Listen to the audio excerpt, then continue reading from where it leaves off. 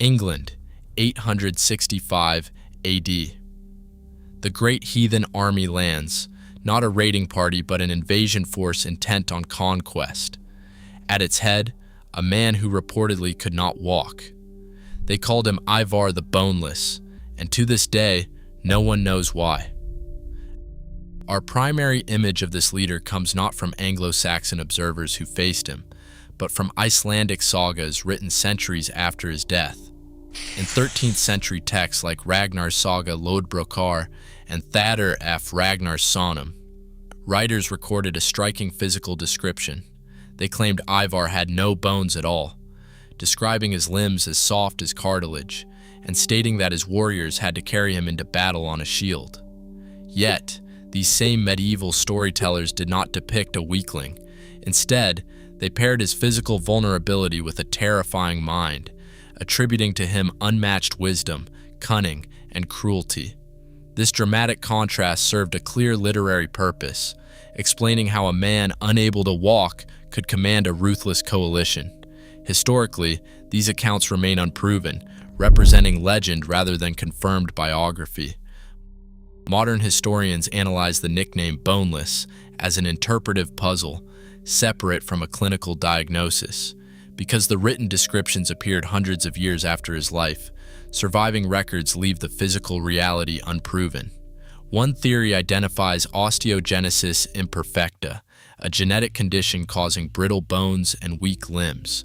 Others suggest the term was metaphorical, a medieval reference to impotence, implying he left no children to inherit his rule. A third reading suggests the nickname praised extreme physical flexibility, describing a warrior who fought with snake-like agility. Some language experts argue the name arose from a simple mistranslation, confusing a word for being landless or disinherited with having no bones. Without contemporary evidence, the true meaning of the name remains an open question. In the autumn of 866, the Viking coalition marched north. The Anglo-Saxon Chronicle records that on November 1st, the army took York, seizing the principal political and economic center of Northumbria. At the time, Northumbria was fractured by a civil war between rival kings Osbert and Aella. This internal division crippled any coordinated resistance.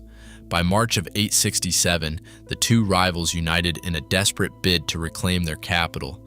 They breached the city walls but were overwhelmed.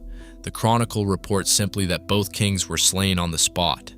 While later Norse sagas claim King Aella was executed through the ritual of the blood eagle, contemporary records mention no such torture, indicating the story is a medieval literary invention. In 869, the Viking army turned south to East Anglia. The contemporary Anglo-Saxon Chronicle records simply that the invaders entered the kingdom and killed King Edmund. This primary record does not name Ivar, nor does it detail a martyrdom.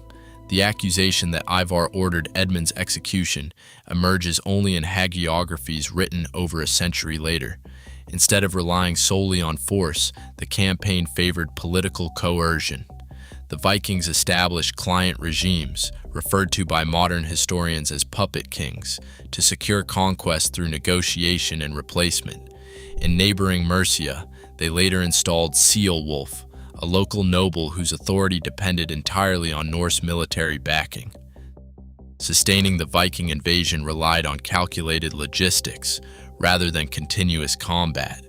By acquiring horses, the Vikings transformed into a highly mobile inland force, establishing massive fortified winter bases like Torksey in 872 to store food, collect tribute, and shelter troops. Managing this campaign required immense coordination. The Great Heathen Army was not a unified force under one commander. Instead, it operated as a coalition of semi-independent warbands. Keeping these factions aligned demanded strategic patience, delegation, and administrative intelligence, leadership that relied on mental acuity rather than battlefield presence.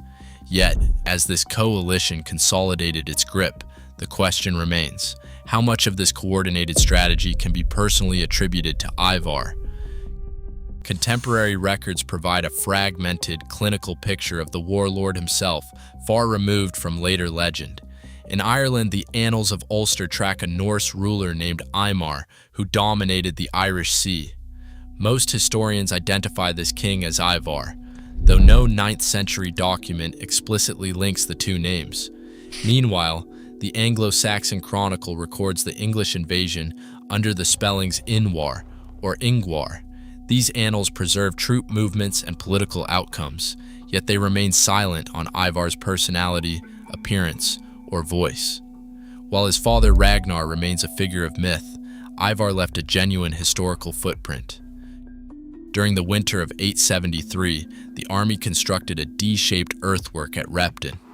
Excavations there uncovered a mass grave containing over 260 individuals. Their non-local isotope signatures match a foreign host. Near this deposit lay a single warrior buried with high-status weapons. While some believe this is Ivar, archaeological association is not individual identification.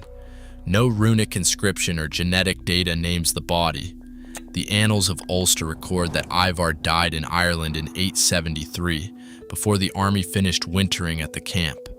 The physical record remains silent, leaving his end an open question.